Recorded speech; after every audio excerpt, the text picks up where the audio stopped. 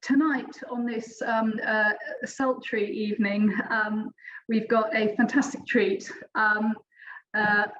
The lecture is about what drives national identity, and the speaker is of course Mike Pitts, who will be very well known to many of you.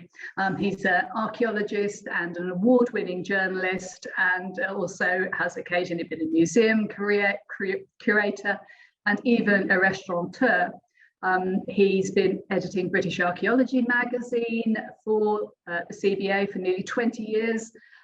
For that, he grew up in Sussex, studied archaeology at UCL in London, directed excavations at Stonehenge and Avebury, and continues with original research very eclectically into subjects ranging from 18th century watercolours to Easter Island. His recent books include Digging for Richard III, Digging Up Britain, and How to Build Stonehenge. So Mike is one of the most knowledgeable people in British archaeology, with a hugely broad expanse of knowledge. And he's just one of those people, if you had to get stuck sitting next to someone on a train, Mike would be top of your list of people for that to be. As I said, this lecture forms part of the CBA's This is Archaeology series, which invites speakers from across archaeology and heritage to explore a wide range of themes and ideas around the question, what is archaeology? So you will, I suspect, all have seen the abstract, so I won't waste any more time by reading that out to you. I will just hand over to you, Mike, say thank you very much for braving the heat. And if you suddenly fall unconscious halfway through your talk, we will all understand. So good luck and thank you very much. Karenza, thank you so much. I'm not sure how I can possibly live up to that introduction, but we'll get started. I mean, the thing is that there's so much interesting going on in archaeology, and we live in horribly interesting times. There's a climate crisis. I tell you, there's a climate crisis in this room at the moment, which my office is. This is where British archaeology is largely produced, and it's an attic bedroom in an old house, and it really heats up. But so I'll do my best, and I imagine you all have your own heat issues, so do feel free to lope off and take a cold bath in the middle if you want. I won't notice. So we got to switch your cameras off if you're having a cold. Yes, indeed. Yes, don't take your computer with you. So we've got a climate crisis. We've got war in Europe. We have anti-democratic forces in government. And if media are to be believed, we're a nation divided by our views on culture, history, and immigration. The BBC, Channel 4, the National Trust, the Royal National Lifeboat Institution of all places, universities and more are hate figures of the right-wing press. Archaeology has largely escaped this. There was a little flurry about human remains. The Spectator and other publications discovered that students in Glasgow were pre-warned about potentially disturbing sites. And funny enough, this story happened twice, a couple of weeks ago, and we had the same thing in 2016. But it came and went, and archaeology is not really a big player in ill-informed discussions about national identity, which I think is a failure because we should be. The festival theme, Journeys, is obviously germane to many current debates, but I want to look beyond the immediate present. Things can only get better, except of course the climate, which promises to get worse, and think about what archaeology has to contribute to the national, indeed global, conversation about communities, nationhood, and identity. I'm going to address two key issues about the past and ancient societies. One is how much variation and change through time there was, how much more complex the past is than most people imagine. And the other is about connections and movements, journeys. And there's a third operating as a sort of subtext, which is about archaeology itself and what it can do, what we can do. This could be summarized as archaeologists don't make it all up. which I'm afraid many people think we do. So we're thinking about the future, what archaeology can bring to modern society, not just as a therapeutic hobby, and I don't want to diminish the importance of that, but also as a shaper of values. And we're thinking about the past and how we might better understand and represent ancient peoples. Okay, there's a common trope about the past. You see it on TV a lot, and it's a regular feature in press releases. I see it very often, and it's sometimes written by archaeologists, often not, and you see it in books. This is, they were just like us. They wore shoes, just like us. They grieved when a child died, just like us. They near froze to death on Hadrian's Wall and wrote home to mummy to ask for warmer underpants, just like us. There are two problems with this. Except in particular deeply human aspects, they probably weren't just like us. And it begs the question, just like who? Would they pass the British values test that Sajid Javid announced in 2018 for immigrants when he was Home Secretary? They'd have to speak English. They'd have to know the patron saint of Scotland and how old you have to be before you can be asked to serve on a jury. And it would really help if you were good at cricket. Now, you might think this is getting absurd, but it's where just like us takes us. In a country where there is a huge variety of life experiences, values, and languages, over 250 are said to be spoken in London. When someone says the Romans were just like us, they're actually saying they were just like me, which probably isn't just like you. You can see this perhaps, you can see perhaps where this is coming from. Look at the past 1500 years or so. We bury our dead laid out in individual graves, or if cremated in urns and small pits, just as people in Roman Britain did. And we feel quite at home in an upmarket Roman villa. We mostly live in towns and villages that have been here for over a millennia, many of which still have more or less the same names. We drive along ancient roads. Our commonest and oldest religious buildings carry all the symbolism of the past 2 millennia, essentially unchanged. Most of us speak the language of medieval England, and all this within islands whose coasts, rivers, and hills are the same as they always were. We haven't really changed. And if we go back beyond Romans, we meet Druids and an unfathomable, mysterious past with no shape, one that could be described in 3 paragraphs in the government's test for new British citizens, who need to be just like us. In apparent contradiction, conquest, invasion, and migration are built into the popular image of British history. Many think of the English as Anglo-Saxons, and there's a whole debate there, which some of you will be aware of, that I'm not going to go into, or we can talk about it in the discussion afterwards. And we are the outcome of close contact with the European continent and of settlement by Germanic peoples who came here after Rome left Britain. There's a fabulous children's book that some of you may know called Our Island Story by H.E. Marshall. She tells this story really well. As history, it's an enjoyable fantasy that should have gone the way of bait-like electric plugs and the penny post. It was published in 1905, written, of course, before modern archaeology even existed. But it was praised by David Cameron when he was Coalition Prime Minister, and by Michael Gove, his Education Secretary. The Daily Telegraph gave out free copies to schools. Our Island Story features a string of transformative aliens. In order, Romans twice, St. Alban, Hengist and Horsa, St. Augustine, Sweyn, Canute, and William the Conqueror. In 1951, the Festival of Britain expanded on this vision.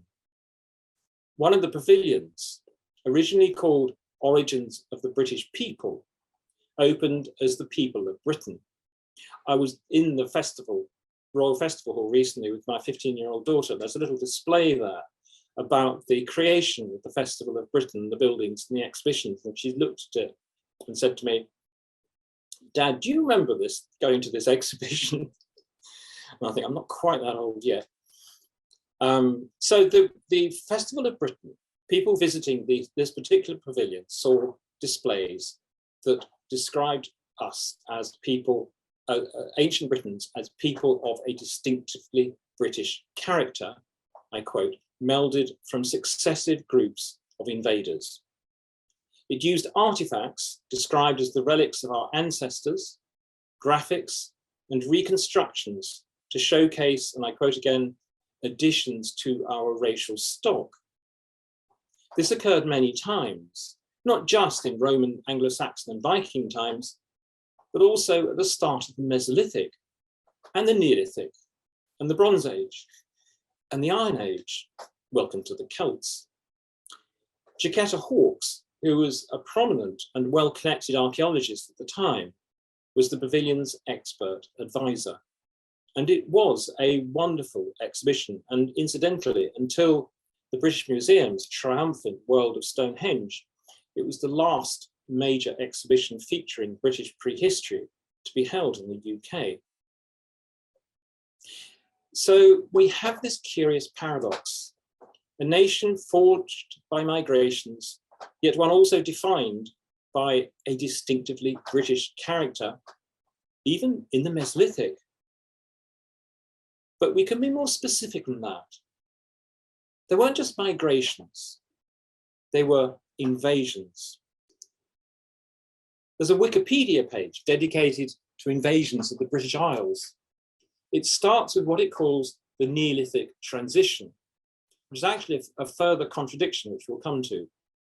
There is the well-known Danish invasion of 1069 to 70, the Weardale campaign of 1327, the Battle of Fishguard of 1797, and so on, most of which I'd never heard of. In a BBC TV series broadcast a few years ago, inspired by new ancient DNA data apparently revealing great invasions of the past, the presenter said, "There have been battles for Britain for millennia," which makes it even harder to comprehend. Unless we remember this distinctively British character, which was stronger than anything the invaders could throw at us. We beat the French off the Channel Islands. We beat Napoleon. We beat Hitler. It's the most fundamental myth, imagining an isolated and unified people not caring about what happens beyond the seas until every so often they're buffeted by foreigners whom they absorb and move on as renewed and strengthened Britons. Archaeology has played a large role in all this. Everything seemed to come from overseas. Going back to the early days, antiquaries had long looked abroad for inspirations. Inigo Jones, a 17th century architect, thought Stonehenge was built by Romans. Walter Charlton, a philosopher, retorted, "No, it wasn't Romans, it was Danes." And Geoffrey of Monmouth, a medieval bishop, claimed that the stones themselves had come from Ireland. And before that, they'd been carried there by a giant from Africa. By 1940, when Gordon Childe published his book, Prehistoric Communities of the British Isles, pan-European connections were woven into the fabric of our remote past. They explained why things changed, and also they helped say when. Early writing in the Mediterranean, in the East Mediterranean, offered calendar dates that could be extended into pre-literate Northern Europe with the imported artifacts and technologies found by archaeologists. Chiquetta Hawkes' 1951 displays had actually simplified the number of imagined immigrant takeovers. By the 1960s, it was all getting a bit much, and a contra reaction began to set in. Graham Clark, one of our great 20th century archaeologists, wrote an influential article in which he noted the first flickers of change. British archaeologists, he said, had begun once again to appreciate the achievements of their prehistoric forebears. What he meant by this was that archaeologists no longer felt the need to explain every change in prehistoric lives by calling in a new invasion. Change could be generated by the British, all on their own. Archaeologists have been suffering from what he called, quote, an invasion neurosis. He dismissed almost all the imagined invaders. Only the first Neolithic farmers and Beaker people ushering in the Bronze Age survived his withering analysis as, quote, intrusive. I remember coming across this article as a schoolboy when I was doing A-level archaeology, and it was quite wonderful. It made it so much easier to understand and remember prehistoric Britain. Now, by then, archaeologists had radiocarbon dating. Before, key elements of Britain's prehistoric chronology had been built on those supposed links between people here and early historical worlds in the Mediterranean and the Near East. The outsourcing of invention was implicit in how the past was structured. But with carbon dating, everything could be aged independently of these connections. And as Colin Renfrew brilliantly recognized, the result was that they all fell apart. Innovations across prehistoric Europe often turned out to be older than their supposed sources in Egypt or the Aegean.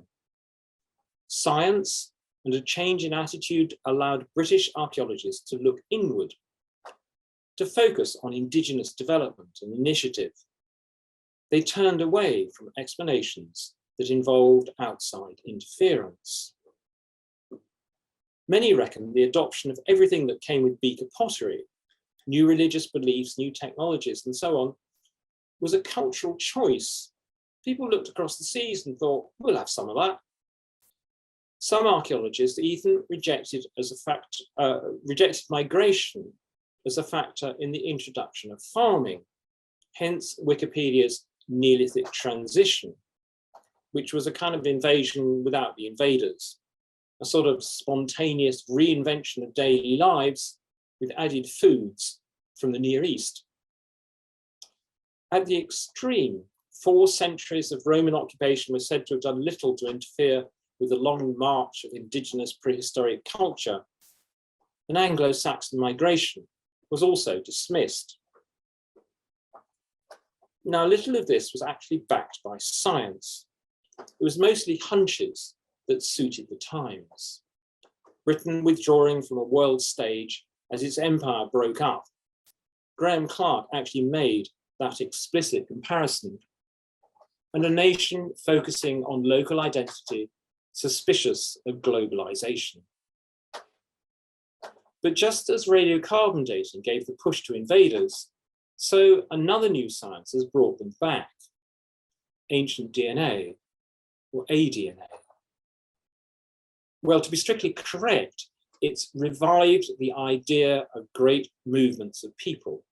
What we call these is a separate issue, the key point I'm coming to. It's no exaggeration to say that early aDNA results have shaken the world of British archaeology.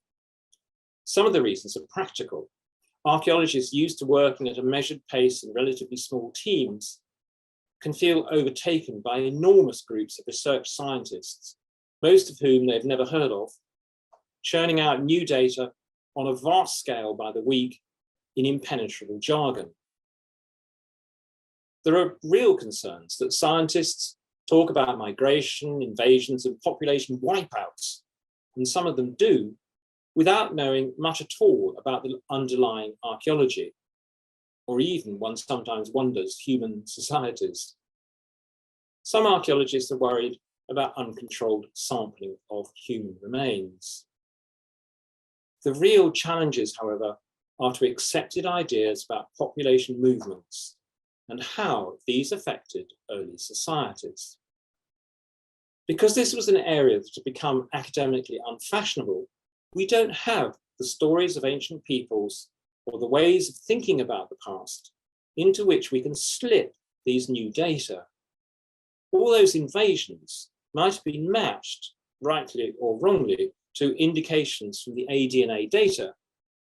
But for decades, we've been saying they never happened. So where do we go from here? It's all to do with how we, as archaeologists, as citizens, as a nation, think of people on the move. Not all travelers are invaders. Another great 20th century prehistorian was Gordon Childe. He was himself an immigrant, an Australian working in Britain, an intellectual giant who had migrated from politics into archaeology. In his last book, published in 1958 after he had returned to Australia and walked off a cliff to his death, he argued that a European identity lay in a long history of wayfaring intellectuals and craftspeople. This tradition, he said, began in the Bronze Age. It began with bronze. Smiths were itinerant, traveling around Europe in search of metal ores and of customers for their wares. Their rare skills and knowledge, allied to a huge new demand for bronze, freed them from the constraints of local tribes or any other social groupings. They were a disruptive force, but one thought Childe that was creative and empowering. And with their goods and technical achievements, they also brought ideas, stories of other places and different ways of doing things.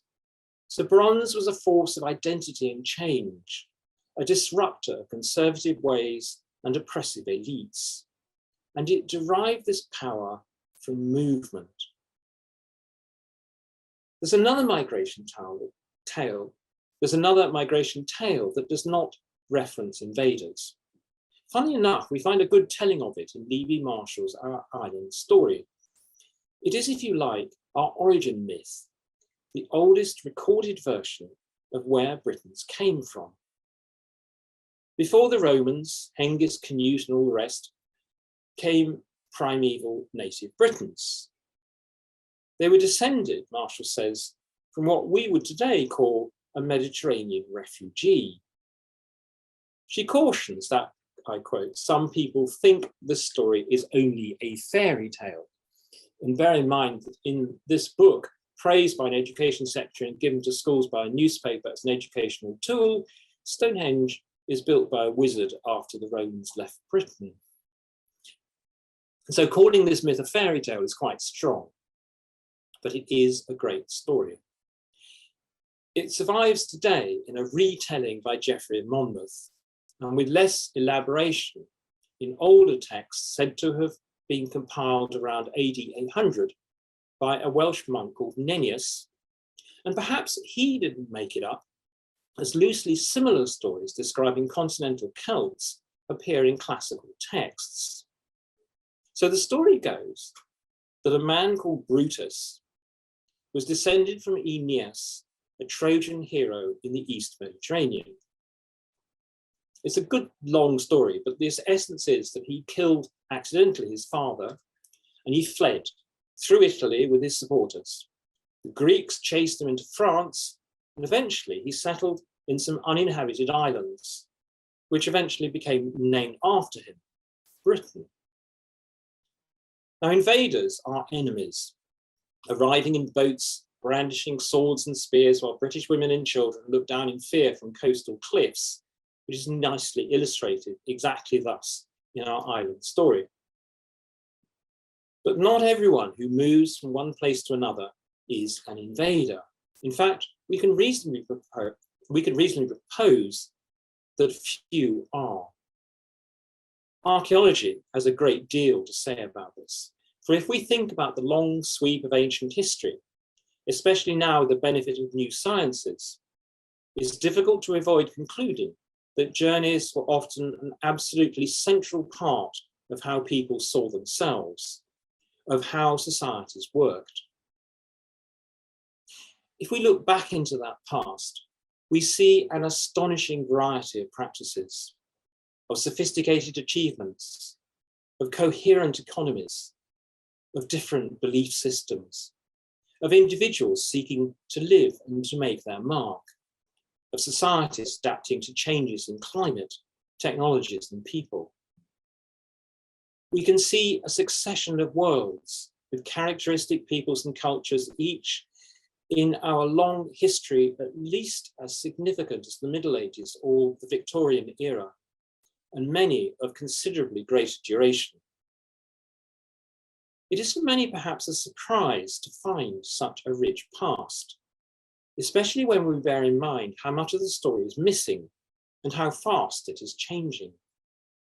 Archaeologists often say how little survives from the past. It's all decayed and eroded, only a tiny fraction of ancient realities exist for us to study. This is indeed true, but to take from this that we can't then create meaningful histories would be a mistake. I like to think of dark matter. Now, I have no idea what dark matter is, but that's not the point. Dark matter, astronomers tell us, explains observations they make of the universe. It interacts with gravity, but not electromagnetism, so it can be felt, but not seen. Between them, dark energy and dark matter apparently constitute 95% of the universe. So what of the other 5%? That's us. And every material thing we experience, not least Earth, other planets, and stars, a small part of reality need not be trivial just because of its size. So using that tiny, surviving, studied proportion of distant antiquity, a span that is nothing on the scale of the universe's time, we can imagine people and communities with real existences. And if we go back as far as the first signs of people at Happisburgh nearly 1 million years ago, where they left their footprints, between then and now, there may have been as many as 20 occasions in Britain of truly momentous journeys, times when the existing human population entirely or substantially disappeared and was replaced. The most dramatic of these events saw the arrival of new species. We can't even be sure of how many, but at a minimum, Homo antecessor at Happisburgh was replaced by Homo heidelbergensis at Boxgrove around 500,000 years ago, who had seeded or evolved into Neanderthals by 300,000 years ago, who were themselves replaced by Homo sapiens some 40,000 years ago. And there may have been further unidentified species changes. This basic evolutionary tale conceals a greater number of population replacements, as on perhaps a dozen further occasions, severe cold drove people out, as happened to the descendants of modern humans at Goff's Cave in Somerset at the end of the Ice Age, some 14,000 years ago. And when the climate warmed enough to allow other people back, sufficient time had passed that there couldn't possibly be any memory of their having ever known the landscapes, the hills, rivers, and coastlines, and the soils and rocks that supplied some of their most precious materials. There was no one there to see the newcomers as invaders. Archaeologists call these most recent hunter-gatherers Mesolithic people. We see them most famously at Star Car, some of the earliest new arrivals who reached what is now Yorkshire over 11,000 years ago. With them began the unbroken era of humans in these islands. New research tools help us to explore migration during this time. Stable isotope analysis came first, revealing individual journeys of often surprising distance, such as those of the Amesbury archer near Stonehenge in Wiltshire, who was born in Central Europe, or Bronze Age people buried at Cliff's End in Kent, who came from various parts of the continent, or a North African in London, or a gang of Vikings massacred and buried near Weymouth. Now, information from ancient DNA brings another powerful dimension with the ability to frame entire populations and their relationships and movements. We've too few fossils for these sciences to help us much with the most ancient peoples in these islands. Once we reach the Mesolithic, however, the possibilities for dramatic new insights are legion. That starts with a bang, with the Somerset skeleton known as Cheddar Man. He died around 10,250 years ago. His genome is the oldest British one we yet have. The man who came to represent ancient Britons for generations of tourists was once said, wrongly in fact, to have living descendants in the village down the road, had black skin. Cheddar Man's ADNA tells us he probably had blue-green eyes, dark brown or possibly black hair, and dark or black, dark to black skin. When I heard this news, published early in 2018, my immediate reaction, probably as editor of British Archaeology, was to think, there go all the reconstruction illustrations. Not a single black person had been drawn in representations of prehistoric Britain. Now we had every reason to think that the people at Star Car had dark skin and hair, as did their descendants for thousands of years until the first farmers arrived. Or to put it another way, Britain after the Ice Age has essentially belonged to herds of red deer, to wolves, and to black hunter-gatherers. And ancient DNA tells us that contemporary continental Europeans also had dark skin and bluish eyes. We can note in passing that this doesn't prove that earlier humans in Britain had skin as dark, if pigmentation is linked to the strength of the sun and evolution lightens skin at more northern latitudes. One factor affecting colour would be the length of time people had been in the north. On current understanding, for example, Neanderthals had lived at high latitudes for considerably longer than modern humans have yet been present in Europe. They may, by the time hypothetically dark sapiens first arrived, possibly helping to push them to extinction, have had pale skin. Now, up to this point, everyone living in Britain arrived or had immediate ancestors who had done so on foot. People walked across landscapes that reached without interruption from the north of Scotland, across northern Europe, down to the tip of Italy and out to Asia. If the sea level was low and Britain was isolated from the continent, nobody came. From around 8,000 years ago, relatively late in the Mesolithic and after a tsunami had swept across what remained of Doggerland, and the North Sea had finally taken its modern shape, walking ceased to be an option. From that moment, everyone coming to Britain did so in a boat.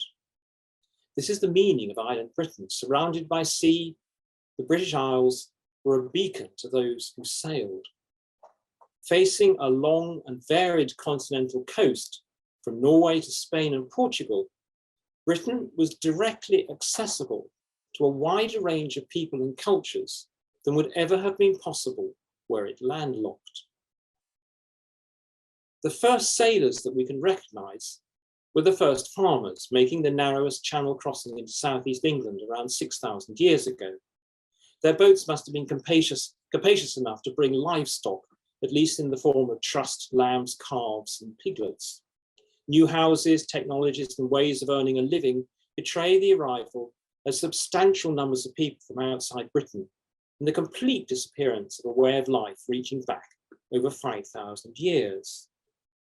And so it carries on. In later centuries, a major population change happened again. Around 4,500 years ago, new technologies and styles, beaker pottery, a new prominence of archery, metallurgy, new religions, and so on, appeared at the same time as a dramatic change in ADNA that is directly traceable to the continent, from where the cultural changes also came. We're far from understanding what happened either then or at the start of the Neolithic, and for this in future, we will rely on both archaeology and genetics. However, I think relative population sizes will very likely have been important, with migrants moving onto previously unsettled land and perhaps coming to dominate simply through sheer numbers. Now, as occurred 2,500 years before, the new people had significantly lighter skin, paler eyes than those already living in Britain. Typically, it seems, they would have looked different, and their burials reveal that they often had different head shapes, even without the effects of their dress, behaviour, and speech. There's regional variety. Beaker people in Scotland were doing things differently from Beaker people in Wessex. But overall, it's quite possible many natives and immigrants kept themselves apart for a few generations, and the apparent continuation of rituals at old monuments may have a complex explanation. In the later Bronze Age or earlier Iron Age, there was a further genetic transformation that affected mostly the south and eastern Britain. And as more samples are analysed and technologies become more sensitive, which is happening all the time, we will, I'm sure, start to see much smaller patterns of migration and movement. We anyway see these writ large in conventional archaeology. Throughout the Bronze and Iron Ages, for example, there are strong archaeological suggestions of both trade and contact and physical movement of people across the North Sea and the Channel. By the time classical observers came to write about the people of Britain, it was clear to them that we were not some isolated race from another world. We had our own talents and oddities, to be sure, but essentially we were just more northern European folk. The writer Bruce Chatwin believed that travel, especially on foot, was the essence of being human. Journeying was instinctive, he said, and inhumanities, aggression, war, despotism, arose when the virtue and dignity of travel were suppressed. Deprived of travel in life, he said, we'd aspire to an afterlife of voyaging. Ancient Egyptians, he thought, projected onto the next world the journeys they failed to make in this one. Now, of course, it's impossible to identify such motivations in antiquity objectively, and we might disagree with Chatwin's judgment. But it's hard to avoid the extent to which travel from routine excursions to trading voyages, attendance of festivals, migrations, and occasionally invasions seems to run through our island story. Unraveling that, charting and explaining movements and understanding their significance has long been an essential but challenging part of what archaeology does. But it's not just about science, it's also an attitude about whose stories we are telling and about who we are writing them for. Thank you. Corenza. Thank you very much, Mike. That was very, very thought-provoking. It raises so many questions, and as I say, I just wish we were stuck on, well, actually no, I don't wish we were stuck on the train right now because it'd be horribly hot, but we would be able to engage in animated conversation. But there are questions sort of cropping up in the Q&A, so I think I'll offer some of those to you in the last 20 minutes that we've got.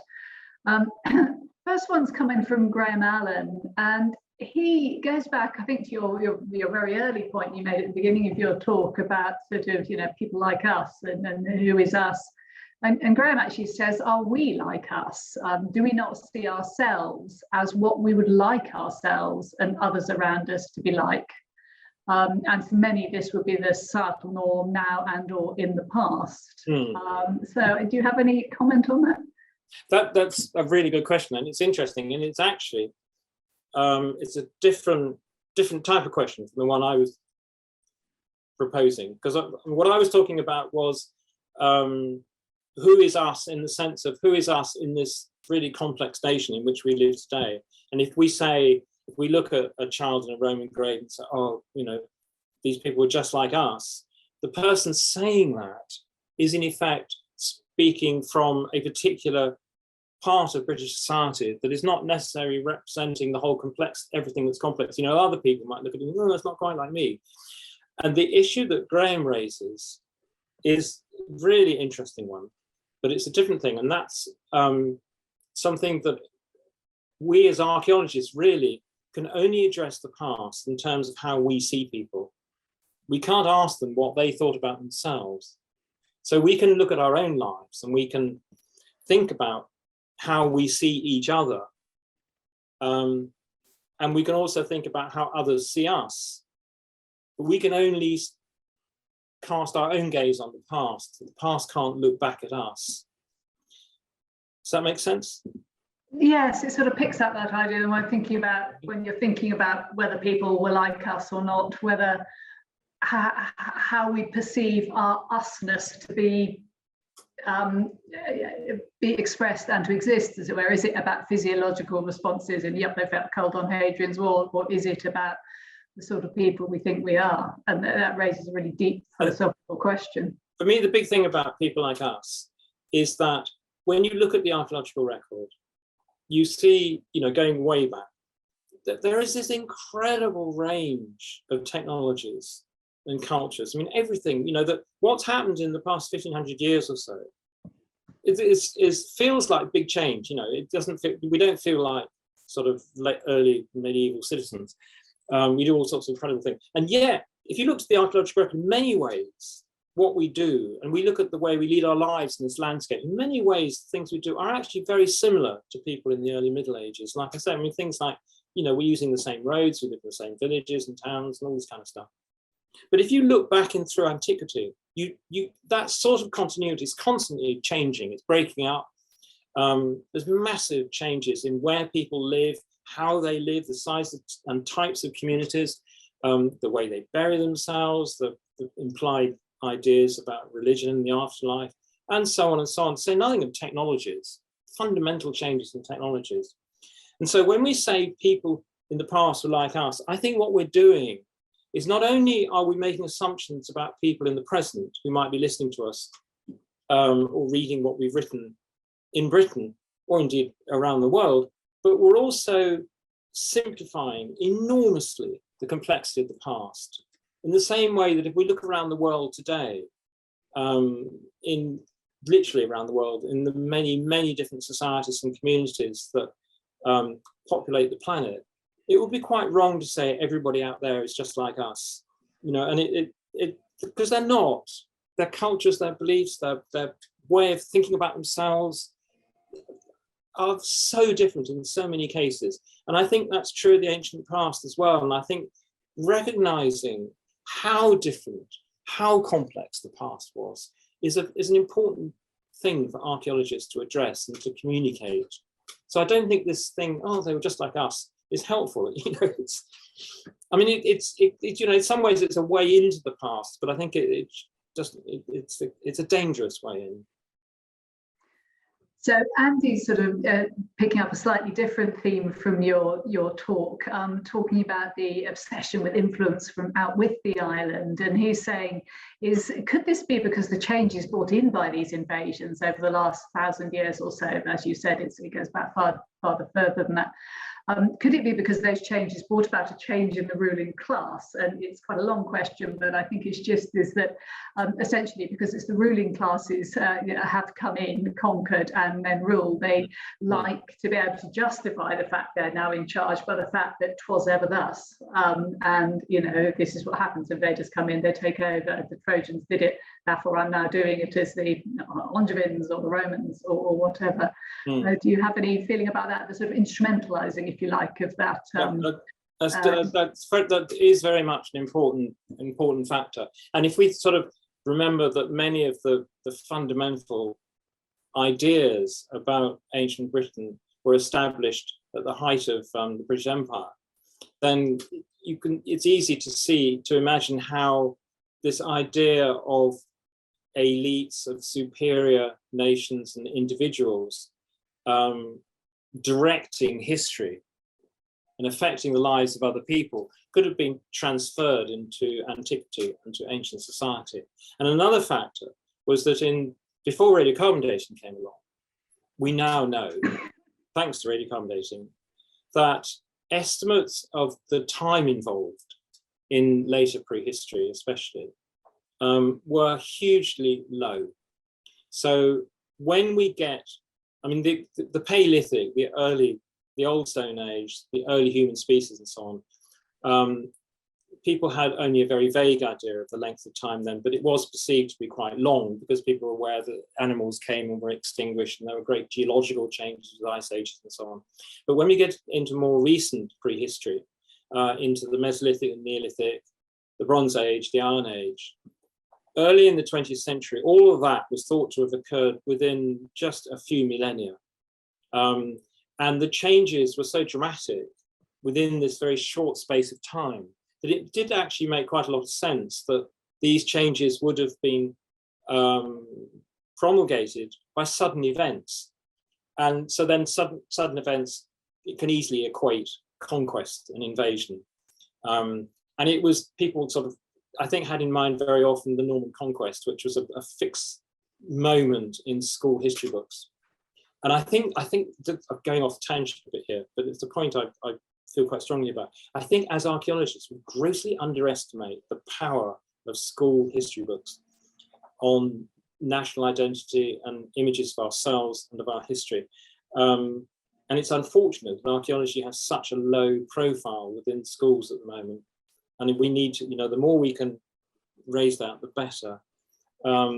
Because it's really, if you think about it, much of the presentation of ancient Britain in the media, in newspapers and magazines, actually matches very closely to what children had in history books and ladybird books in the 50s and 40s. It's kind of, but archaeology has changed a bit since then. So everything was very compressed. So, in the early prehistory, so it made sense really that invasions and conquest and things would bring about these very sudden changes. What radiocarbon dating did, it opened up the past like a great accordion, and it gave much more time for these changes to occur. And the more we understand about the past through continuing excavation and dating, the more we can see that these changes didn't necessarily all occur at once. There are all sorts of little bits happening in different parts, and things were much more gradual. And then every so often we get dramatic change, as we do just after Stonehenge is built, when we start to get the first beaker assemblages across the British Isles. And hey presto, we see now that actually that's associated with a very significant population change as well. Yeah, that's really interesting. You're picking up, I mean, there's two different directions some of the questions are going in. So Stephen Cogbill has asked sort of, and again, it comes out sort of pace of change and whether change happens, nothing much happens for a long time and then things suddenly change, or whether change happens as a gradual thing. He's saying, taking the British Empire as an example of social formation that came and went in a few hundred years, with all its huge changes in its wake. Do you think this tempo of change might have existed in, say, the 3rd millennium BC? And in fact, just slightly linked to that, Jean Pascal's asked about whether the major change in the DNA profile 4,000 years ago points to a particular European region. I think those questions are the sort of same kind of theme. At the moment, to tackle the last one first, at the moment, partly because there are quite significant areas of the continent that are quite close to Britain that have yet to have many samples analysed. It's not possible to say precisely where these people are coming from. Intuitively, one feels that what's happening is you're getting individuals, families, small groups of people coming at different times from different places. That there had been for generations across the continent substantial both movement and also communication between groups that weren't moving about. So it's interesting, for example, with the range of beaker artifacts and technologies and ideas associated with them. In much of northern Europe, there does seem to be a connection with movement and migration coming from the east across the continent. Whereas in Spain, it seems to be more of an indigenous development, and yet the artifacts that we see are quite similar. So it's a really significant, important reminder that we can't just simply equate changes in technology and artifacts with migration or with changes in people with movement or anything. We need to bring all the different directions of research and science that we can onto these subjects to get a reasonably reliable picture of what's going on. And when this happens, the dating, the DNA implies that it happens really quite fast. There's a very dramatic shift from a consistent Neolithic genome that arrived with the first farmers around 6,000 years ago, which apparently largely, very substantially disappears in the national genome, as it were. And within a few generations is largely replaced by this immigrant genome. Now, so that means that, and each time this happens, each time there is this change, and there are a few of these, but not many of this, this scale. Each time this happens, the effect is, taking a long perspective on it, is that we have people, significant cultural phenomena that lasted many, many generations, and in many cases, thousands of years, that shaped the landscape, that populated it with monuments that we now enjoy and find deep meaning in, that actually are completely different from us genetically. To say, as well as culture, say nothing of culture.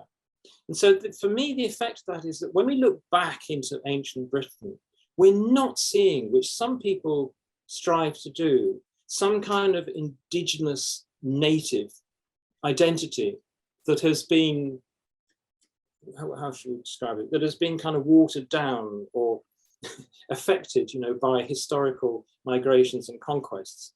There isn't this great national single indigenous Britain. It just never was. It's changing. There's really big changes, and within those separate populations lasting millennia, there are also a huge amount of movement and travel and exchange and cultural ideas moving about across Europe, and particularly within Britain, from the very far north down to the south, and often over to Ireland as well. Yes, that relates to the question that Bob's raised, actually, talking about national identity, which of course the title of your talk, and he's saying, is there any such thing as national identity, rather than just current people at the top sort of using the sort of well-known idea, if I can tell you your history, I can tell you your future. And he's saying, are archaeologists too guilty of not challenging this enough? Now, I know this is fairly contentious, especially when I've only got 3 minutes to go. But do you think archaeologists should be challenging this more, or do you think that there is such thing as national identity or not, really? I mean, there are extreme instances of national identity debate that all of us should challenge, I think. But I think for archaeologists specifically, I think our bigger role, and I think it's really important, as I said at the beginning of my talk, is that we should address the issue of how we tell the past and think about how that contributes to modern identity, because I think it does so in a really important way.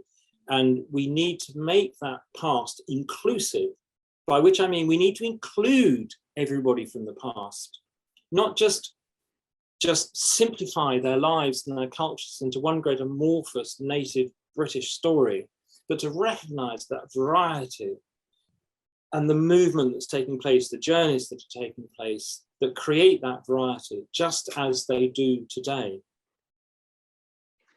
Just a final thought, just before we finish, we've got a few other questions that are coming in, which I don't think we're going to have time to get through all of them, but you've talked quite a lot in terms of sort of people and movements and waves and change and innovation, but how easy do you think it is it to get the individual out? We look at these sort of sudden changes and we think of known instances when somebody makes a decision about forming an alliance or creating an invitation or somebody makes a decision. Do you think we can ever get at that through the archaeology? I think certainly we can recognize individuals. There's no question about that. I don't think we can ever say that this individual decided to do that, or in any kind of the consequences of their actions, if you like. Yeah, I mean, I think, okay, for example, I mentioned the Amesbury Archer, who by any standard is an exceptional individual for us today, and has to have been at the time. And on the one hand, the proximity of his grave to Stonehenge, it's very close to Stonehenge, but I think probably significantly the other side of a river from Stonehenge. So it's in a slightly different, it's in a different landscape, but close to Stonehenge. The proximity of that man's grave to Stonehenge, which was the final explosive, creative impulse of the then indigenous farmers of Neolithic Britain. And this Amesbury Archer, who is one of the earlier, if not earliest, representatives of this new change, with all the new technologies and beliefs and new peoples and presumably languages and so on and so on. The proximity of these two things speaks volumes. There's a loud noise going on out there. You know, you think this can't be coincidence. There's stuff going on. And we know this man as an individual. You know, we've got his bones. We can create his physical appearance. And we know a lot about the stuff he has and so on. And his genes are going to, I think, are going to continue to tell us new stories and so on. But what we can't do is we can't say, well, he came here because he wanted to overthrow Stonehenge. You know, we can create general models, I think, of that type of thing. And I think it's reasonable to think about ideas about the extent to which Stonehenge itself was perhaps a response to the fear of imminent change brought on through these migrations and so on. So in that broad way, we can talk about issues like that. But I don't think we will ever be able to get to the point where we can say, well, yeah, that happened, and what the Amesbury Archer did next was this, you know. But I think we've got plenty to think with without being able to do that. Yes, I mean, it's Graham Allen's final point is sort of just turning up with an army doesn't start an invasion. There's a significant amount of travellers ranging as a vanguard, and there's interaction beforehand. Yes. What we see in the archaeology is rather the point you were making right at the beginning. It's about how do we see it, how do we present it, how do we interpret it? And you've presented us with a masterful vision of the ways we have interpreted our evidence have changed over time and been shaped by the analytical tools we've had at our disposal. And it's fascinating to see through your eyes the way that successive ways of technological innovation like carbon-14 dating, like DNA, like isotope analysis are causing us to change our ideas and update our ideas and change our whole framework of thinking, really. Mike, thank you so much for tonight's talk. It's been really, really interesting. And it's fascinating to see that complexity. It's never black and white, and there is so much more thinking that we will all be able to do. Archaeology is never, ever going to be finished. There's always more information and always more ideas. And thank you so much for that talk about what drives national identity. I hope everyone's enjoyed this evening. I'm sorry if we didn't get to answer your question, but I hope you've enjoyed the talk and the discussion and gone away with something to think about what is it that's made the people who live on this island. Thank you very much.